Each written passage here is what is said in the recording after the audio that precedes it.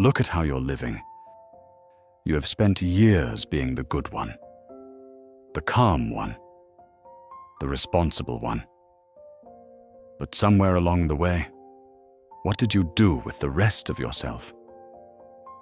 Today, we walk to dig up what you buried. Welcome back to the Jungian Walking Series.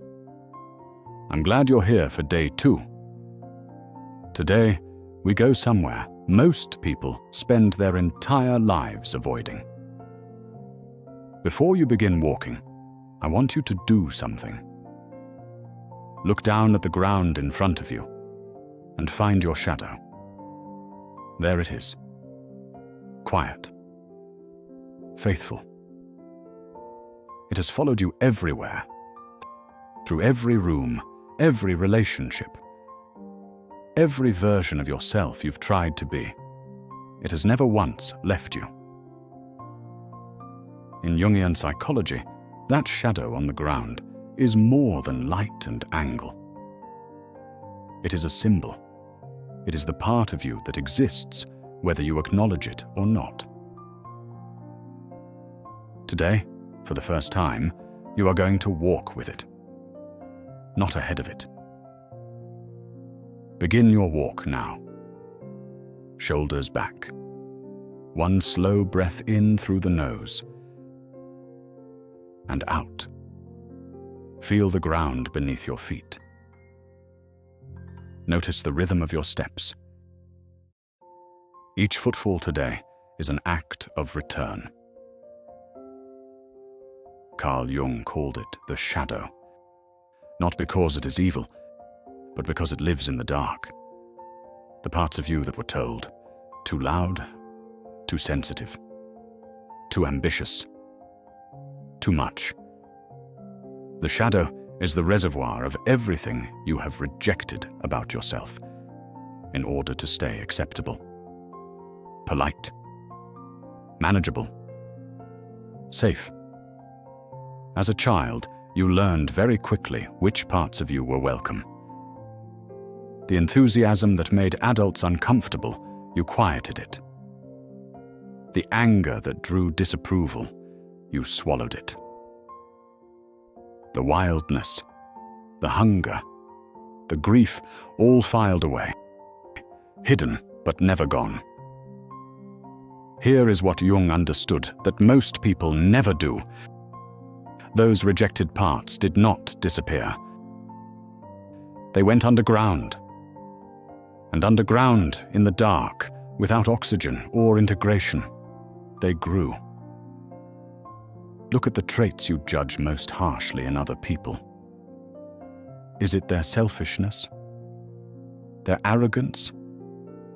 Their neediness? Sit with that for a moment as you walk. Because what we most despise in others is almost always something we have exiled in ourselves. The shadow speaks through projection. It borrows other people's faces to show us what we refuse to see in the mirror. If you have spent your life as the caretaker, your shadow may be holding your healthy anger, your right to receive, your desire to be chosen first. If you have spent your life as the achiever, your shadow may be carrying your grief, your need for rest, your longing simply to exist without performing. You are not bad for having a shadow. You are simply incomplete without it. And here is the cost your body has been paying silently. The energy required to suppress a part of yourself is not free. Every time your authentic response rises and you push it back down, your nervous system registers that suppression as a low-grade threat. A threat that never fully resolves. Stored tension, held breath, the tightening you feel in your chest when someone says the thing you never let yourself say. Your shadow isn't dangerous. the suppression of it is. As you walk, I want you to bring awareness into your body for a moment. Place one hand lightly on your sternum, your chest. Ask yourself, gently and without judgment, where in my body do I feel the weight of who I'm not allowed to be? Perhaps it's a tightness across the shoulders, the burden of always being strong. Perhaps it's a hollowness in the belly, the hunger of desires long denied. Perhaps it's a restriction in the throat, all the things you have never said out loud. Don't try to fix it. Don't try to release it. Simply acknowledge that it is there. I see you. I know you've been carrying this. That recognition alone, that simple, honest seeing, is the beginning of integration. As you walk now, we begin the reclamation. These words are not affirmations to paste over what's broken. They are invitations to the parts of you that have been waiting, patient and faithful as your shadow on the ground, to finally come home. Say them quietly, internally, in rhythm with your steps. Let them settle into your body, not just your mind. I no longer need to be only the acceptable version of myself. The parts of me that were called too much were simply too big for small spaces. My anger is not a flaw. It is a boundary that was never allowed to speak. My grief is not weakness. It is love with nowhere left to go. I reclaim the energy I have spent hiding. My shadow holds my passion, my power, and my gold. I am not afraid of my own depth. I welcome all of me, the light I perform and the darkness I protect. Back into this body, back into this walk, back into this life. Notice something now as you continue walking. There is a different quality to your movement when you stop trying to suppress yourself. Your steps may feel slightly heavier, more deliberate. That is not burden. That is weight. The satisfying, grounded weight of a person who is fully present in their own body. Jung called this the beginning of the individuated self, the state reached when the ego and the shadow stop fighting for dominance and begin, slowly, to walk in the same direction. Look at the world around you as you move through it.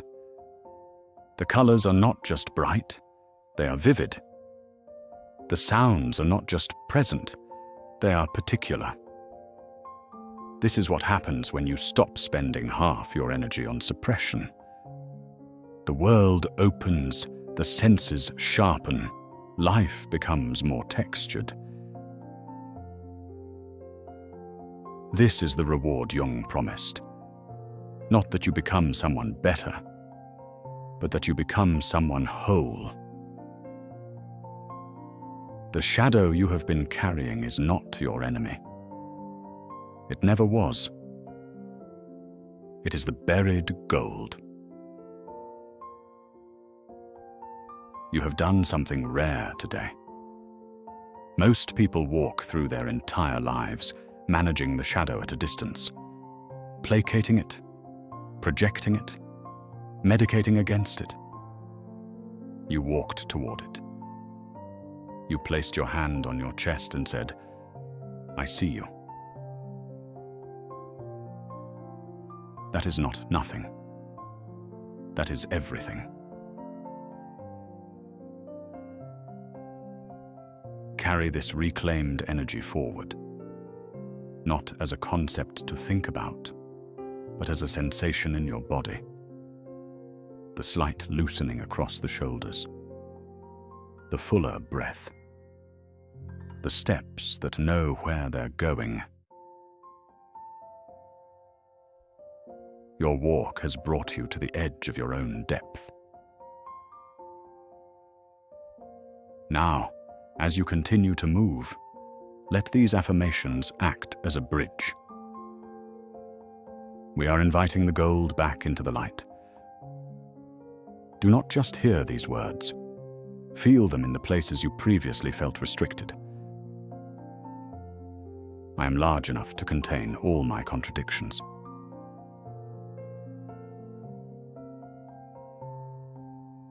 I give my hidden gold permission to breathe, to move, and to shine.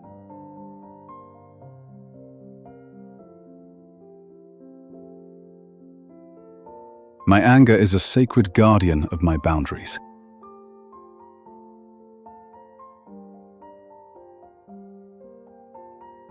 I no longer punish myself for the parts of me that were too much for small minds.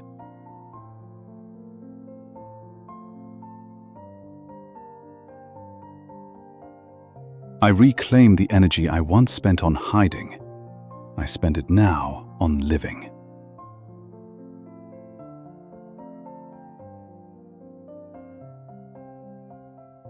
I am safe to be powerful.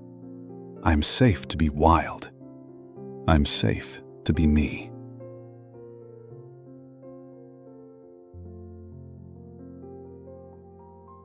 I forgive the child I was for hiding parts of myself to survive.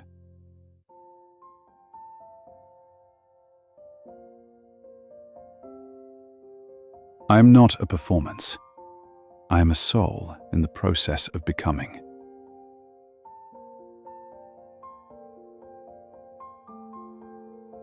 My depth is not a threat. It is my greatest resource.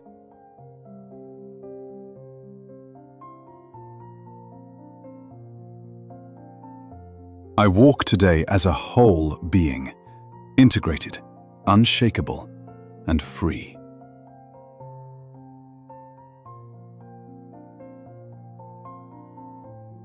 I stop apologizing for the space my authenticity requires.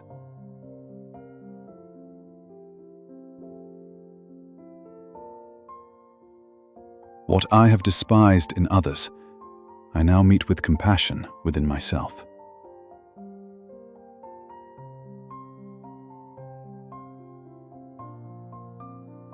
I release the exhausting weight of being manageable for the comfort of others.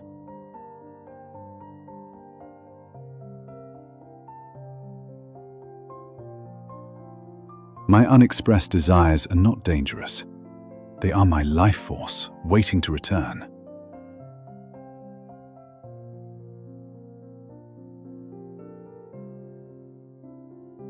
I unlock the vault where my raw enthusiasm has been kept captive.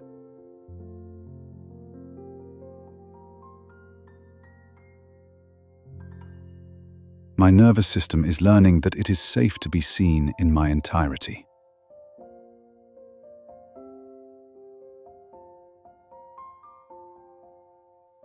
I do not need to split myself in half to belong in this world.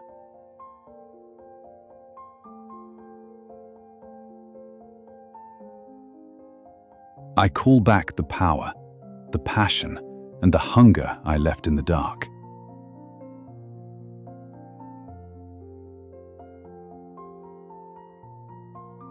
Every shadow I carry is simply a pointer toward a light I have ignored.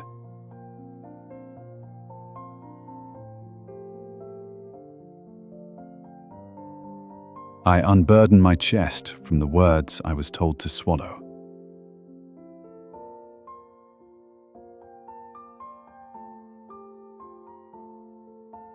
I am the witness of my depth, and I am no longer afraid of what lives within me.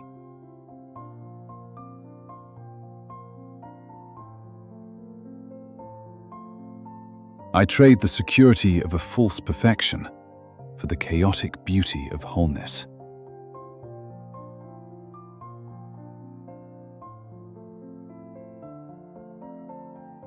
The parts of me that were called too sensitive hold my truest intuition.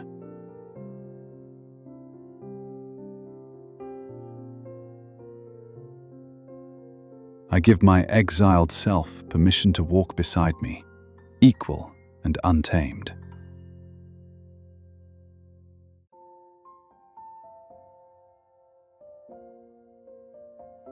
I am rewriting the terms of my own existence from the roots up.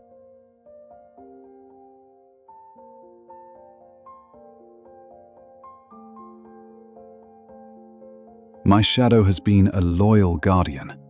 Today, I liberate it into purpose.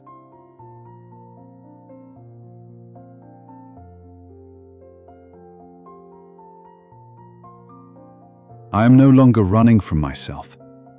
There is nowhere to hide and nothing to fear.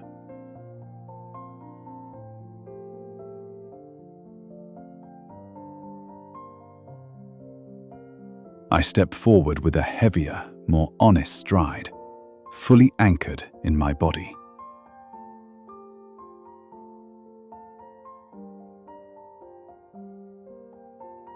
I am the alchemist, turning my oldest restrictions into my newest freedom.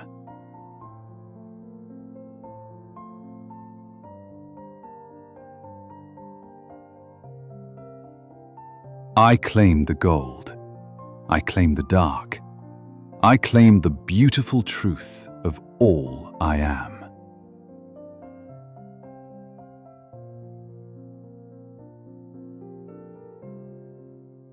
Tomorrow, in day 3, we move from the inner world into our relationships as we explore the anima and animus, the masculine and feminine energies that live within every one of us, shaping who we are drawn to and why. Carry this with you, not as an idea, but as a quiet knowing. If this felt like home, save it. Come back tomorrow morning. The ritual builds. Each time you return, you arrive a little softer, a little less armored. This is how presence becomes a practice. See you tomorrow. This is your rhythm. This is your space. This is your beginning. This is Circadian Zen.